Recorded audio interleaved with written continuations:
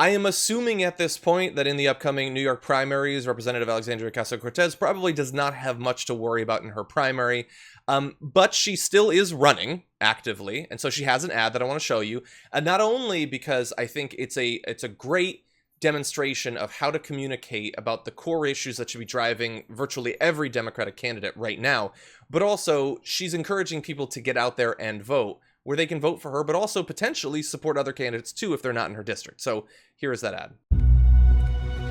Right now, New York is experiencing 3 concurrent crises. Crisis of health with COVID-19, the economic crisis of mass unemployment, and the crisis of racism in our systems of law enforcement. The crisis in New York reaching a critical mass. All 3 of these crises has something crucial in common. They haven't presented us new problems, but they've set on fire existing ones. But what if these broken systems weren't built to last in the first place? What if a better world is possible? These are systemic problems, and I'm proud to have been fighting for systemic solutions. Like Medicare for all, a federal jobs guarantee, and the end to mass incarceration. Today is a big day for people who have been left behind. People are coming together in an unprecedented movement to build this better future and a better world. And whether it's delivering thousands of groceries to our neighbors, introducing transformative legislation, or standing up to corrupt interests in Washington, it has been the honor of my life to fight for the Bronx and Queens in the halls of Congress. And we're just getting started. It's time to bring the movement to the voting booth. And that's why I'm asking for your vote on June 23rd.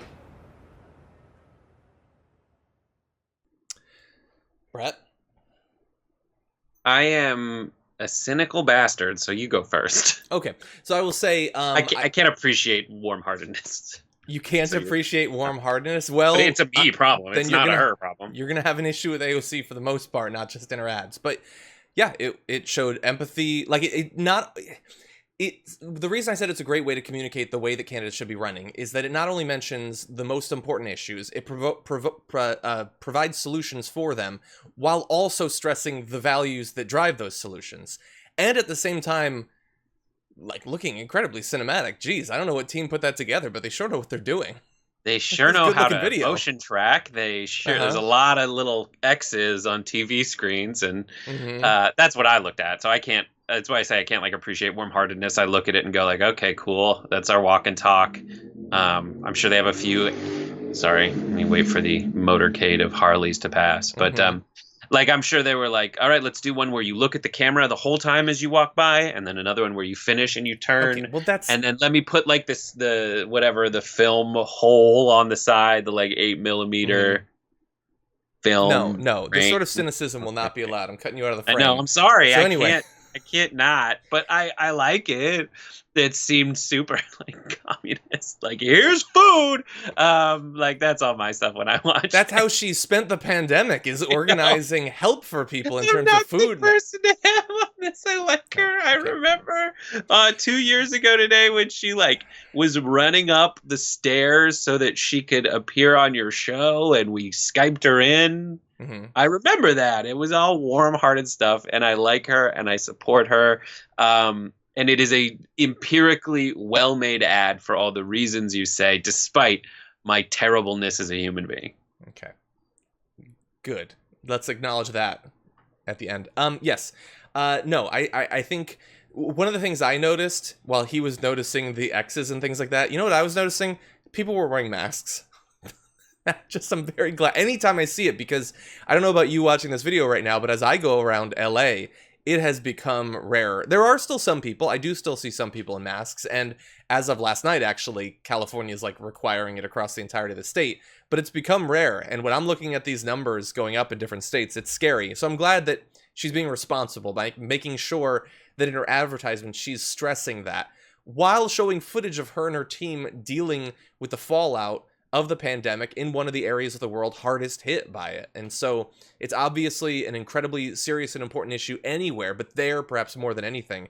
And so, I'm glad, especially for New York, that that they have a representative that can be counted on to actually take it seriously, especially because there is very much the chance of a second wave coming.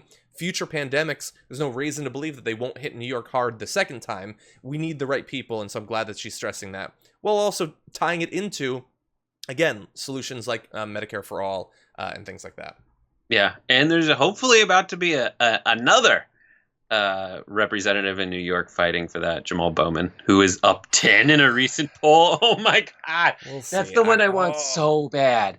That's the one this cycle. There's a bunch of others, and I've wanted some that didn't end up panning out, like Morgan Harper and all that. But like this one, I'm just like, Islam. Yeah, and this is the one where I'm just like, but this one's doable, and this one is progress, and this one would be so great. And the New York Times even was like him. Yeah, I know.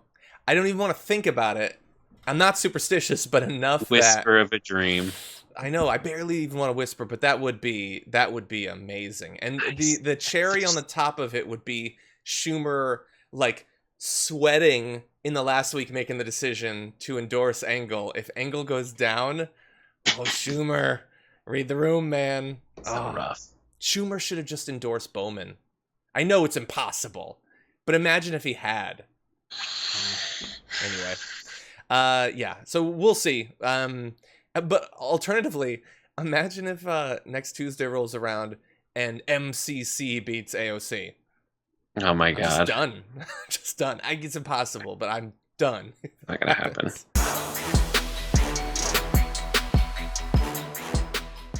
Check out the Damage Report podcast each day, wherever you get your podcasts, whether Pocket Casts or Stitcher or iTunes.